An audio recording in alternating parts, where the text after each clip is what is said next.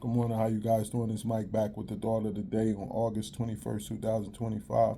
First, I want to give honor and praise to Ahaya Shoahaya Bahashem Yeshai Rawakadash, the Father, the Son, and the Holy Spirit in Hebrew. Then I like to open with the serenity prayer.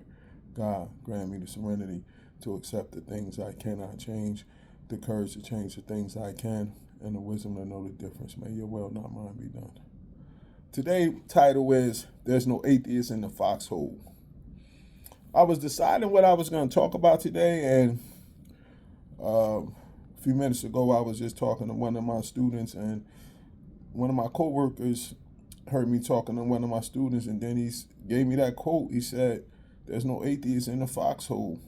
And I said, that's it right there. What a quote. There's no atheist in the foxhole. Because when them bullets is flying and we deep down in there, no matter who we are, we call on God. But the problem comes when God gets us out of that trouble, when God gets that case off our back, when God gets us off of drugs, when God gets our family back into our lives, when God gets us that spouse back, when God gets us back in that relationship, when God gives us that job back.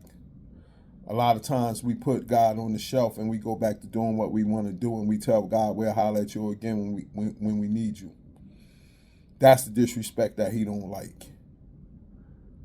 Why do we continue to disrespect him like that, knowing that we have to be obedient once we give him the problems? Because when we giving him that promise, when we on that ground throwing up, and we tell God we never going to drink again, God, I promise if you get me out of this, I'm never going to drink again. When we about to go in front of that judge and we say, God, I'm never going to do that again if you get me out of this.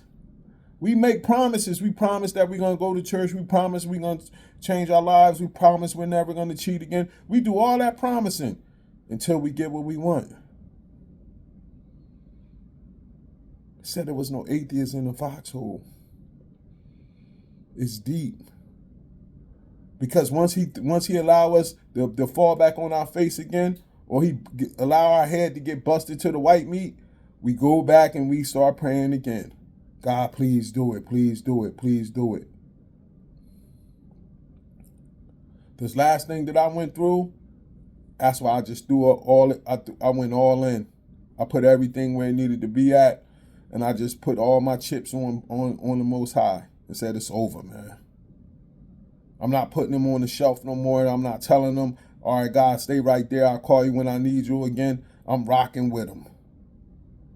And I know that gets some people upset. Some people feel weird around me, things of that nature. I don't care, though, because I'm tired of getting my head busted.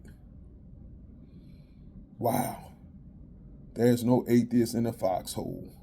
Because when it gets real, no matter who you are, you're going to call on him.